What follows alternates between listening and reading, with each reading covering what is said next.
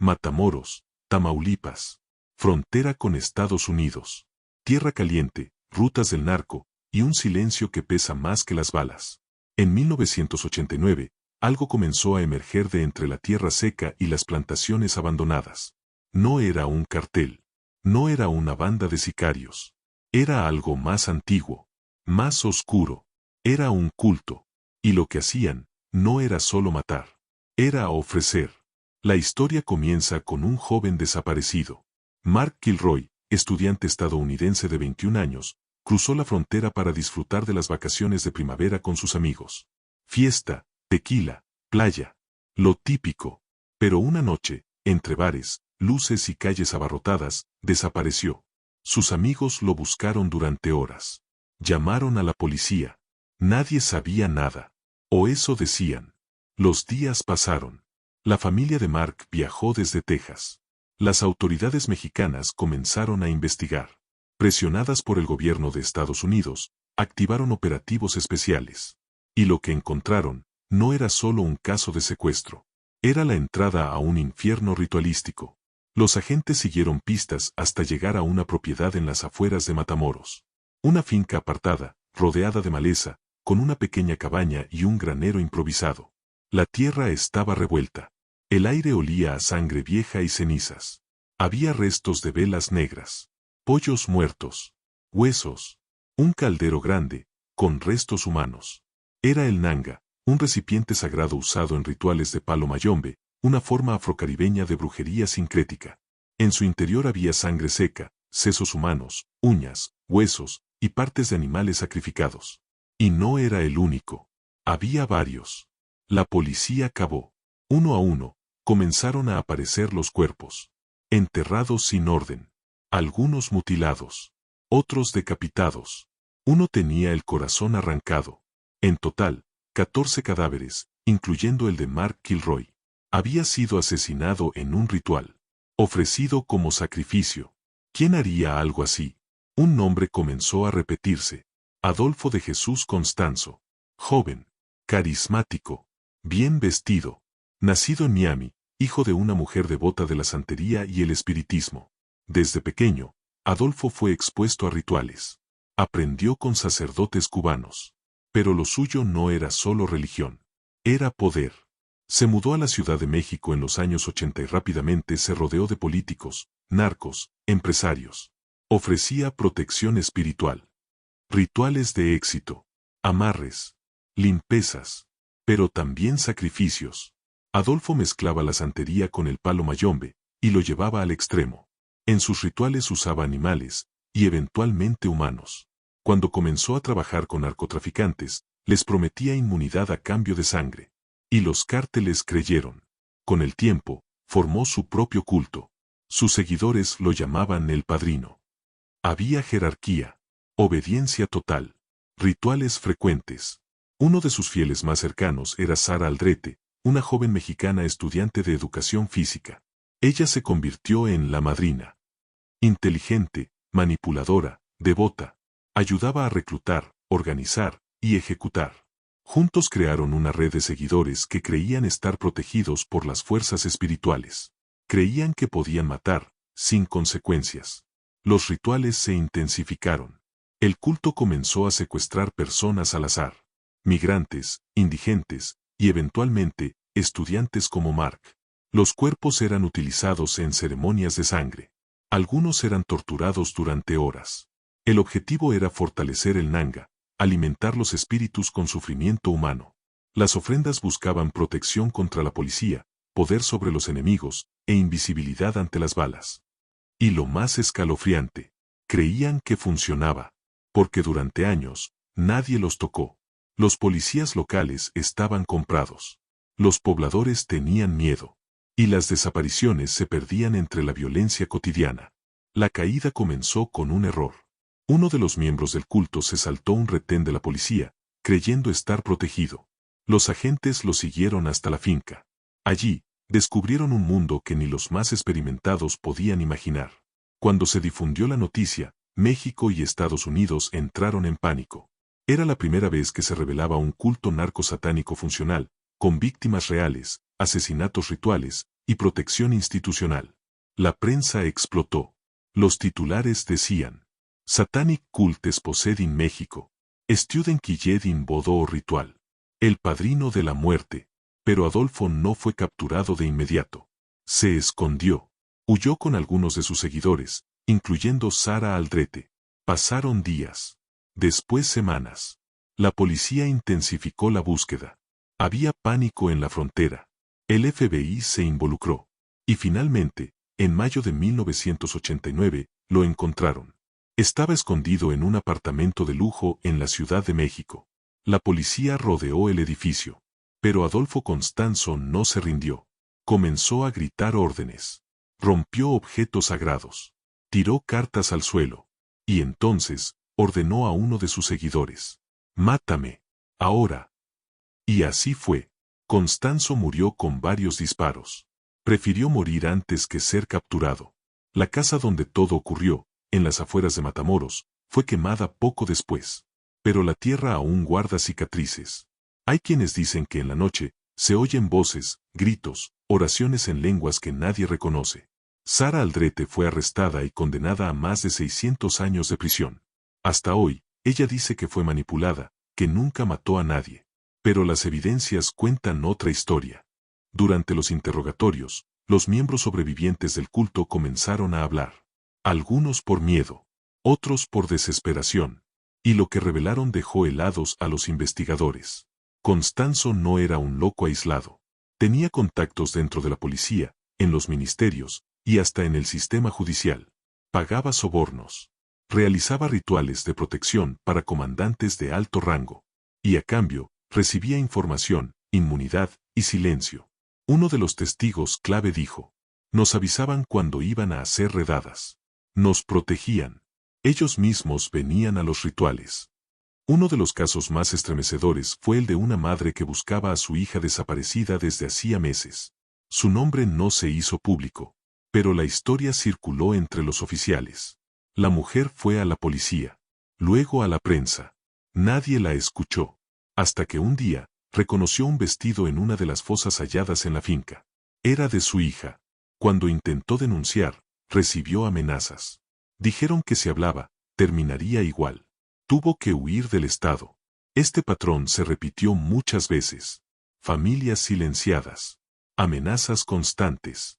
Complicidad institucional. Los rituales no eran improvisados. Tenían fechas específicas. Lunas llenas. Días santos invertidos. Y lo más macabro, se realizaban cerca de la frontera, en lugares de paso de migrantes. Así, los sacrificios no llamaban la atención. Si alguien desaparecía, se asumía que era un migrante perdido. Nadie investigaba. Nadie buscaba. Perfecto para el culto. Los agentes que participaron en las excavaciones dijeron que algunos cuerpos estaban atados con sogas, con símbolos tallados en la piel. Otros tenían clavos en el cráneo. Uno fue hallado con la lengua cortada y un espejo en el pecho, como si reflejara el alma ofrecida. El antropólogo forense que colaboró con el caso declaró: «No eran solo asesinatos. Eran rituales con una lógica precisa. Era un sistema. Una liturgia». En total, se recuperaron más de 30 cuerpos en diferentes propiedades vinculadas al culto. Y se estima que podrían ser más de 100. Uno de los detalles que más llamó la atención fue el hallazgo de libretas negras, escritas a mano por Constanzo y Sara Aldrete. Allí estaban los nombres de las víctimas, fechas, tipo de sacrificio, y a veces, el precio que recibían por cada uno. Pero también había otras cosas. Nombres de políticos, jefes policíacos, empresarios, y símbolos que nadie logró descifrar. Algunos creen que era un código, otros, que era parte del ritual. Pero la realidad es que muchas páginas desaparecieron misteriosamente mientras estaban bajo custodia judicial. ¿Quién las hizo desaparecer? ¿Quiénes eran esos nombres? Nadie lo sabe con certeza. Lo que sí se sabe es que nunca hubo castigos para los oficiales involucrados. Sara Aldrete, la madrina, fue condenada a 627 años de prisión. Durante el juicio, mostró poco remordimiento.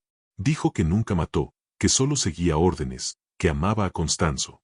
En entrevistas posteriores desde la cárcel, afirmó: «Yo también fui una víctima. Estaba hipnotizada. Creí que todo era parte de una religión antigua. Pero las pruebas decían otra cosa. Huella tras huella. Firma tras firma. Testigos. Videos. Grabaciones. Sara estaba en el centro. Organizaba los rituales. Daba las instrucciones. Y elegía a las víctimas. El culto tenía reglas. Obediencia total al padrino. Nada de emociones durante los sacrificios. Nunca mirar al Nanga sin permiso. Silencio eterno. O muerte. La finca de Matamoros era solo una de las sedes. Había otras propiedades. Y aunque muchas fueron localizadas, algunas nunca se investigaron. ¿Por qué? Porque las autoridades cerraron el caso oficialmente en 1990, alegando que los responsables ya estaban muertos o presos. Pero eso no era cierto. Algunos miembros del culto nunca fueron capturados. Otros desaparecieron misteriosamente. Y lo más perturbador. Años después, se reportaron rituales similares en otras zonas de México y Centroamérica. ¿Coincidencia? ¿O el legado del culto que nunca murió? Hasta hoy, hay personas que aseguran que el espíritu de Adolfo Constanzo sigue vivo, que su poder no vino solo de la sangre, sino de lo que despertó al combinar magia antigua con violencia moderna. Hay quienes aseguran haber visto un hombre de traje blanco, ojos vacíos, parado en cruces de caminos solitarios. Dicen que aparece en noches sin luna, cerca de antiguas rutas del narcotráfico. Dicen que ofrece protección, a cambio de algo. Años después del caso, un exmiembro del culto fue entrevistado de forma anónima. Vivía escondido, con identidad falsa. Le preguntaron si creía que todo había sido una locura colectiva. Él respondió: lo que vivimos no fue locura. Fue poder real. Yo vi cómo desaparecían las balas. Yo vi a uno de nosotros sanar heridas imposibles. Yo vi cosas que no puedo explicar. Pausó. Y añadió: pero todo tiene un precio. Y ese precio fue el alma. El culto fue destruido. Pero las cicatrices quedaron. Y para muchas familias, la verdadera pesadilla apenas comenzaba. Tras la explosión mediática del caso, Matamoros se convirtió en un símbolo. Un lugar donde lo impensable fue real. Donde la frontera entre la fe y la locura, entre el crimen y el ritual, se borró para siempre. Los medios internacionales llegaron en masa. Helicópteros, cámaras, periodistas buscando la historia del año.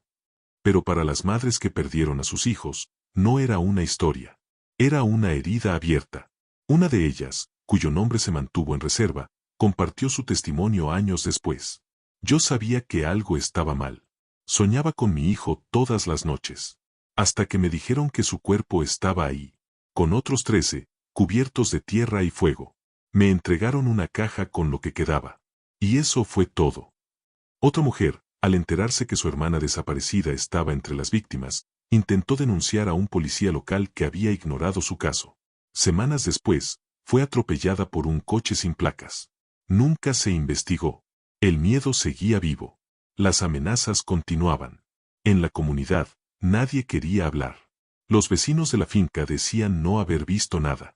Algunos afirmaban haber oído gritos, tambores, rezos. Pero preferían callar. Aquí, el que pregunta mucho, desaparece. Dijo un comerciante local en voz baja. Mientras tanto, surgieron rumores. Se decía que otros cultos similares existían en el norte del país. Que discípulos de Constanzo habían creado sus propios clanes. Pequeños grupos que replicaban los rituales, pero con más cuidado. Más ocultos. En Veracruz. En Sinaloa. En la misma Ciudad de México. A veces se encontraban restos de rituales. Velas negras. Animales sin cabeza. Calderos enterrados. Símbolos en las paredes de edificios abandonados. La policía siempre decía lo mismo. Fueron vándalos. Jóvenes jugando con el diablo. Pero había quienes sabían la verdad. No eran juegos. Era una continuación. En 2004, un periodista independiente intentó hacer un documental sobre el caso. Viajó a Matamoros. Habló con exmiembros de la policía. Recogió testimonios no oficiales. Pero antes de publicar, su casa fue incendiada. Perdió todo. Y desapareció del mapa mediático. Hasta hoy, nadie volvió a investigar el caso a fondo. Hay una teoría que pocos se atreven a mencionar. Que Constanzo no fue el único líder espiritual del culto. que existía una figura superior, más antigua, que le enseñó los secretos del palo mayombe, y que aún estaría vivo. Dicen que es un hombre mayor, que no aparece en fotos, que vive en las montañas, y que fue quien inició a Constanzo en los rituales más oscuros. Lo llaman el Silencioso. Y según algunos rumores, su culto sigue activo. En entrevistas recientes desde prisión, Sara Aldrete ha cambiado su versión varias veces. A veces dice que era inocente. Otras, que sí creía en la magia. Una vez, susurró al entrevistador: yo vi a uno volver de la muerte. Yo estuve ahí cuando el fuego no lo tocó. Esto no era solo religión. Era real. El video fue censurado por la televisora. Nunca salió al aire completo. Las personas que trabajaron en el caso también sufrieron consecuencias. Un forense desarrolló esquizofrenia poco después de examinar los cuerpos. Un policía involucrado en los arrestos fue hallado colgado en su casa. Otro desapareció en 1991. Se decía que el Nanga, el caldero ritual, aún contenía poder, incluso después de la muerte de Constanzo. Una leyenda urbana afirma que si lo tocas, sueñas con los gritos de las víctimas durante 13 noches seguidas. Pero quizá lo más doloroso es que muchas familias nunca supieron qué pasó con sus seres queridos. No todos los cuerpos fueron identificados. Algunos estaban tan mutilados que no fue posible confirmar su identidad. Y hasta hoy, hay madres que siguen esperando. Padres que no duermen. Hermanas que no volvieron a sonreír. Las autoridades mexicanas cerraron el caso en 1990. Declararon que el culto había sido desmantelado, que no quedaban responsables, que no había peligro. Pero los rituales, la sangre, los secretos, nunca se fueron. Más de 3 décadas han pasado desde que el culto fue expuesto. Y sin embargo, hay algo que no cambia. El silencio. Silencio en las calles de Matamoros. Silencio en los archivos del gobierno. Silencio en los medios. Silencio en los nombres que no aparecen. En los cuerpos que no regresan. En los rituales que quizás aún se celebran, lejos de las cámaras.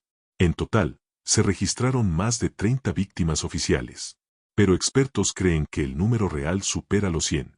Y lo más doloroso, es que muchas ni siquiera fueron buscadas. Era gente pobre. Jóvenes sin papeles. Nadie importante. Dijo un exagente. Y esa frase resume la impunidad. La indiferencia. La crueldad de un sistema que prefiere olvidar. Hay informes que jamás se hicieron públicos. Videos que fueron editados. Testigos que nunca testificaron por miedo. Y cuerpos que fueron enterrados sin nombre. Una de las enfermeras que asistió en la recuperación de restos humanos dijo una frase que aún resuena. Algunos cuerpos parecían estar suplicando con la forma en que fueron hallados. Como si murieran sabiendo que nadie los iba a llorar. Las familias que intentaron buscar justicia se enfrentaron a un muro invisible. Uno que no se podía romper con abogados ni demandas. Porque detrás del culto, había algo más. Una red. Un pacto de silencio. Y aunque los años pasen, hay algo que permanece. El miedo. A hablar. A preguntar. A mirar atrás. Si ellos pudieron hacer esto, ¿qué más fueron capaces de hacer? Preguntó una periodista anónima que investigó el caso. La respuesta nunca llegó. O quizá, nadie quiere escucharla. En una entrevista reciente, un joven que era niño en aquella época dijo: a veces voy al campo donde estaba la finca. Ya no hay nada. Pero el aire sigue pesado. Como si el suelo supiera lo que pasó. Hoy, Matamoros sigue siendo una ciudad marcada. No por lo que se ve, sino por lo que se calla. Porque mientras haya rituales escondidos, mientras haya nombres protegidos, mientras haya sangre enterrada en silencio, el culto nunca terminó. Y si alguna vez viajas al norte de México, y ves una vela negra en un camino rural, una jaula con huesos, o un nombre escrito en sangre sobre la tierra seca, no preguntes, no tomes fotos, y no vuelvas a mirar. Porque hay secretos que no quieren ser contados. Y hay sombras que, aún protegen a sus hijos. Si esta historia te estremeció, si crees que el silencio también es complicidad, entonces no te vayas sin dejar tu like. Suscríbete para descubrir más casos que nunca deberían haber sido olvidados. Y cuéntame en los comentarios, ¿crees que el culto realmente terminó? ¿O solo cambió de forma?